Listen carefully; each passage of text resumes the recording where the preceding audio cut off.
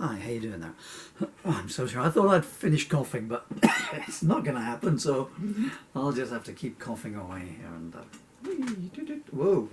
I know what my wheelchair just ran over, but it made a nasty noise. There's normally things on the floor that tell me when to stop, but I didn't. Okay, so here is, this has just arrived. See previous video for McGinty and Elephanty's shopping adventure, where the book became unboxed. 2 in 1 parcel. What a cheapskate, Mr. Bezos. Well, actually, he's thinking of the environment. I'm rabbiting on tangents here, aren't I? Okay, so we come from a comedy children's book to this one. This is my final ever lyric collection. And it's not as huge as some of my other previous lyric anthologies. It's called And Then He Died. That's the front cover. I don't know if I got that in shot actually. There's the front cover. And there is the rear cover. Make a note of the barcode so you can buy 20. So, and to talk about it very briefly, well, it's a lyric anthology. There, how much briefer do you want? So when I was writing this book here with a purple cover, which is called They Met in a Taxi, a Brooklyn Love Story. That's a screwball romantic comedy novel, 400 pages, written entirely in rhyme. And I wrote the first part of it on the 23rd of May. I think that was the first 18 pages. And then at that point it was going to be a standalone little story, and it was also a song, because like all my novels, just to make things hard for myself, it's written entirely in rhyme. But because I knew that I had to get my previous lyric anthology, So Many Paths, finished on the 31st of May, because that was going to be cut-off day, and you can see I'm in a wheelchair, and I thought, okay, that'll do, 44 years of writing songs at that point, 2,000 of them. Can't play the guitar anymore and can't really write anymore, so let's put our wheels up and coast, for whatever time we got left. And that went through till the 1st of June. The 1st of June, I was like, oh, what do I do now? Because normally, to keep the brain occupied, I write songs or jokes and stuff. But I have this here, the screwball romantic, and I'd left it open-ended. I promise I'm very nearly at the end. Well, you'll know better than me, won't you? Because you've got a time bar there at the bottom of this that tells you how much more rabbiting on there is. Or scribbling on, because I got the scribbles outside on the table eating their food. There goes the throat again. So I came back to it and I thought, can I get back to the characters? Because I really like the characters. It was based on Fay Ray and Chester Morris in my head, But I'd left it at a will they, want they point. So it had the open-endedness if I came back to it. So I came back to it and I just fell into the story again, I'm so sorry for the croak. The throat won't get any better. It's motor neuron disease, what can I tell you?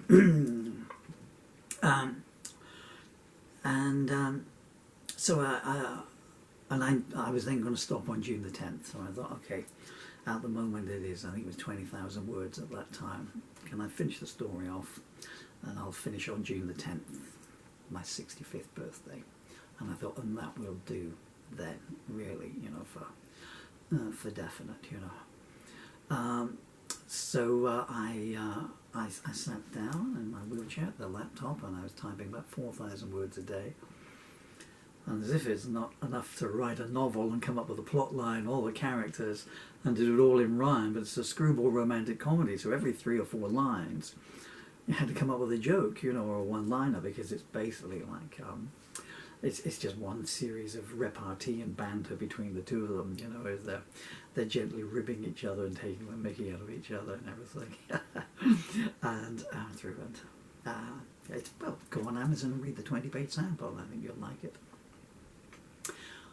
In the time that I was doing that, of course, there were times when I couldn't type anymore because the pain in my fingers was so great, and obviously I'm stuck in a wheelchair and putting things in order, blah, blah, blah, blah, blah. So other songs came through. You know, the way that songwriters process their emotions is to put them into songs and to sing them out and hope that they can be of a help to someone else. They're certainly a help to the songwriter and stuff. So I was writing other songs.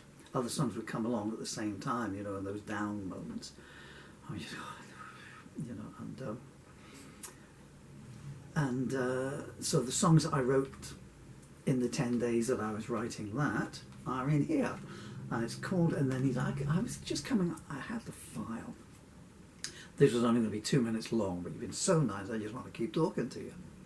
Can you hear the motorcycle? I might need to raise my voice, which isn't easy. There, it's raised now. Not as lowered. How many chins appeared then? It felt like I had a series of pancakes around my neck. You're looking now, aren't you? Stop it, you're making me self-conscious. So, what was I saying? Oh yeah. You know, you've got to make a file on, you know, to save the document. So I started typing up the handwritten lyrics to the items that are in here.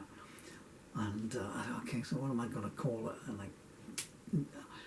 just wanted a placeholder title. I thought, well, and then he died. And as soon as I clicked save on that, I thought, well, that'll work, you know, because he wrote this and then he died. I mean, I'm laughing even though it's true, but, you know, so. And anyway, so that's how this came about. This is the contents that you have in here. So there's 1, 2, 3, 4, 5, 6, 7, 8, 9, 10 songs in here. But here's those. Oh, Consuelo, will you sleep tonight? Consuelo, will you sleep tonight?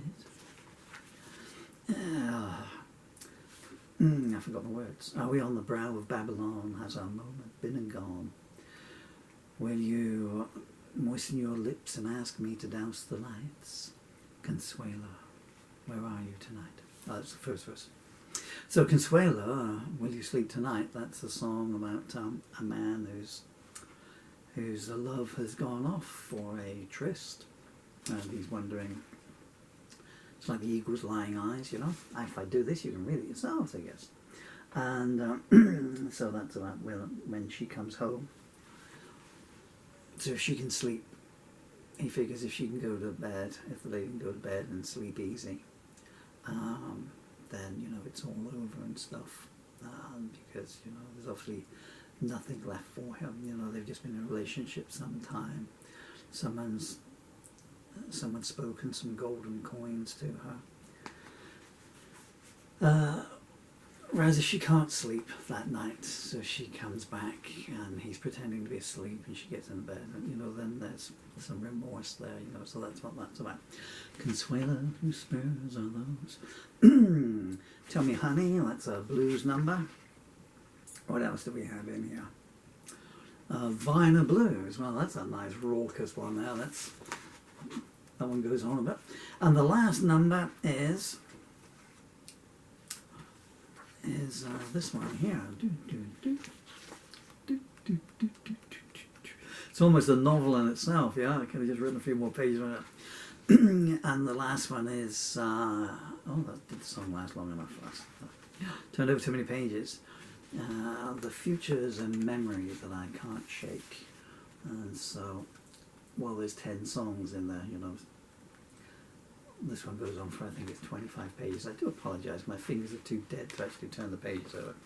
Anyway, so that's what that is. It's a collection of lyrics. I don't think there's any protest material directly in this one. I know that's kind of what I'm known for. Some life reflections there.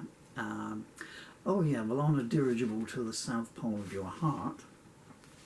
That's kind of a protest song, but that's two nuances. So there's 4 people in that song, split over 2 relationships, and as they're looking at the placement of their affections, shall one say, at the same time it's juxtaposing what's going on in the world at the moment. You know, we not only have, you know, emperors who are wearing no clothes, but they are wearing no clothes in a golden carriage, kind of thing. So it's available on Amazon. It is called And Then He Died by the not quite yet late and lamented Paul Murphy. Well, I hope someone will lament me. I'll miss me. Now there you are. And that's back when it started, back when I was in my Woody Guthrie phase, back in the early 80s. They on Amazon, and on a totally serious note, the royalties don't come to me, they go to absolutely wonderful young children when they are a bit older. I don't think it's a bad book, though I say so myself. It's not chucklesome, but there's some heartfelt stuff in there, and I would say, if I had to come up with something to do as an all-encompassing title, I would say that all the pieces in there are thought-provoking, and even if you're looking at the life ruminations, that big long last one that I was telling you about, my jaw is seizing up, I'm so sorry, and the future is a memory that I can't shake, because one day, unfortunately, I'm sorry to say it, but you will be in the position that I'm in now, and then you realise that your entire life is just a memory. Apart from that, if you say good morning to someone, by the time you're saying morning, the word good is a memory. So fill it up with as many pleasant memories as you can. Thank you so much. Sorry I went on a bit. This is the last book of mine, so there's no more of these to do.